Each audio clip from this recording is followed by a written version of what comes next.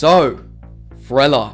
It's that genre that makes the audience feel suspense, anxiety, or excitement, and its films are usually characterized by their over-the-top stories, high-stakes scenes, and plot twists that somehow make more sense than my non-existent dating life. It's the use of internal conflict, tension, mystery, danger, and that build-up towards the climax that initially excites the audience in the first place. And these tropes often overlap with other subgenres like sci-fi, action, horror, romance, so as a genre, thriller is technically everywhere. Now, I could have just read the entire definition off of Wikipedia, but no, I can't do that because I'd literally be given a reason for my college teacher to threaten me at gunpoint. Now, there were a lot of films with elements of suspense dating back to the silent film era, but it wasn't until the 1920s and 30s when thriller really started to establish itself as a genre. You got films like Blackmail, which is a perfect example of how one simple choice can lead to a complete mess. It's one of director Alfred Hitchcock's earlier films alongside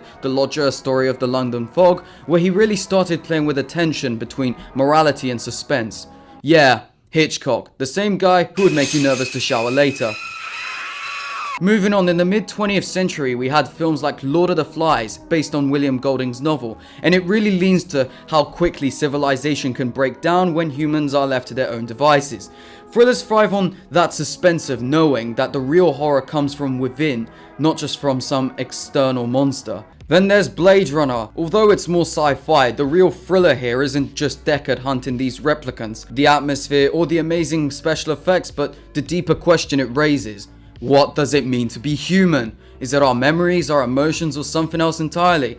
It questions the morality of killing beings that might feel more human than we do, and by the end you're left questioning if Deckard himself might be a replicant.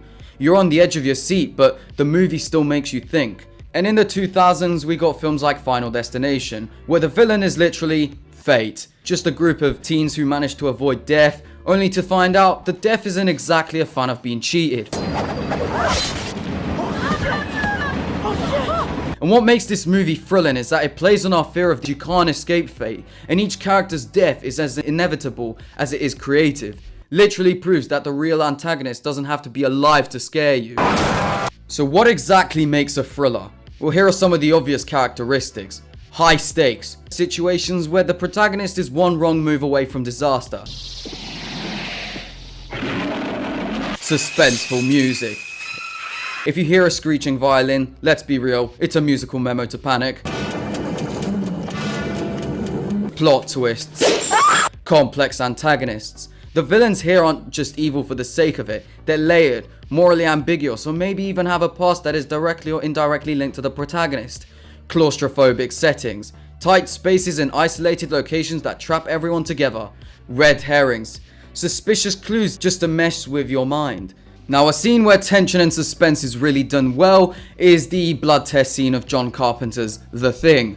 Spoilers ahead. Now, in this movie, the characters are stuck in an isolated Antarctic base and are having to deal with an alien parasite that crash landed thousands of years ago. But they don't trust each other since the parasite imitates its victims, so no one knows who is human or not.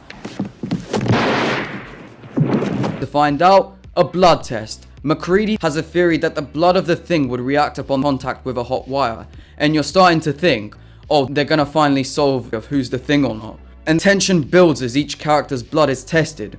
Nothing happens. Nothing happens. More paranoia, accusations, which makes you a murderer, don't it? And just when you least expect it, We'll do you last. the alien reveals itself, chaos happens, everyone loses their minds, and maybe somebody commits first-degree arson. This scene is impactful because it encapsulates the fear of the unknown, like who can you trust when anyone could be the Thing? And how human paranoia is done by increasing tension and anticipation, and eventually surprise the audience with a twist is just borderline perfect.